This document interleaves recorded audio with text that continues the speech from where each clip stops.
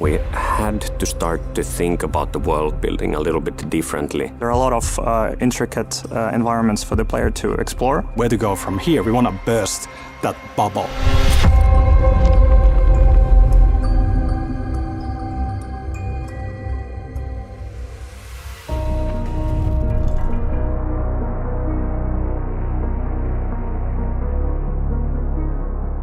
The setting in the first Control game was unique. It all took place in a single building, which was part of the point, right? Like that it feels like a secluded, separate space from the rest of the world. You feel like you're in this kind of a bubble, isolated from normal life and familiar things, and so you're within a lockdown. And having this sense of isolation in the first game was crucial. And we had this brutalistic architectural style that was like a key part of the visual DNA of the building and so on. And we had this bureau that was backwards leaning in its kind of a presence and so on. So it was this kind of a strange yet familiar kind of a bubble that you're in. And of course, as creators, when we think about like where to go from here, we want to burst that bubble, right? Like, you know, the lockdown falls apart and we get exposed with the normal world. Manhattan has been shaped and twisted into a labyrinth, so there are a lot of intricate environments for the player to explore, similar to Control 1. So there's still quite a lot of interesting stuff for the player to find.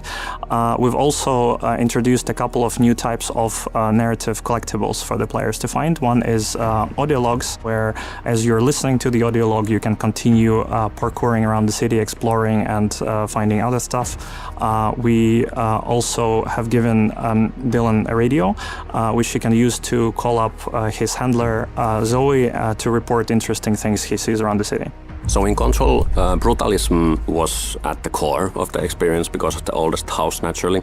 And in Control Resonant, we really had to make sure that from a world-building point of view, we have this mundane and grounded and believable and lived-in baseline in the world in order for the Paranatural to really shine. It's very important for us, specifically when doing concepting and visual exploration, is not to look at reference from other video games.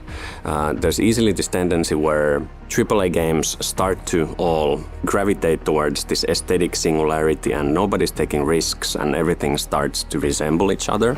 So looking at reference from art exhibitions or film and TV or scientific visualizations or nature, if it helps us to bring some new fresh takes into this singularity, I feel like it's going to be worth it and the player will appreciate it as well.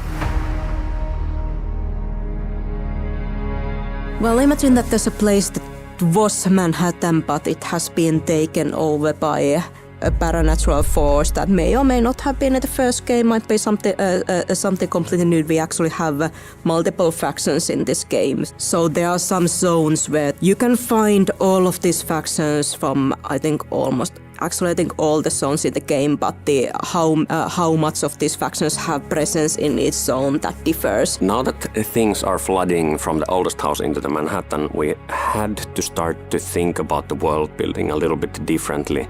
So now it's not just FBC holding on and trying to gain control, but it's more of a world, a lived-in world that has a history of its own already, and there are different factions that are basically trying to gain control in our world. For the enemies in Control Resonant, we definitely heard the feedback and tried to address the feedback we got for Control. So this time around, we have way more creatures than we did before.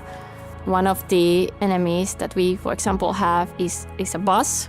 So that obviously creates a little bit of challenge for the animation team of what can you actually do with this bus when you have limited controls on it. A lot of his enemies, they are creatures, but we still have used a mocap actor to mocap some of the enemies, and we have one mocap actor so freaking amazing, nailing down his twitching and glitching. So Tuomas Nilsson, he's our go-to guy when it comes to his enemies that can be mocapped.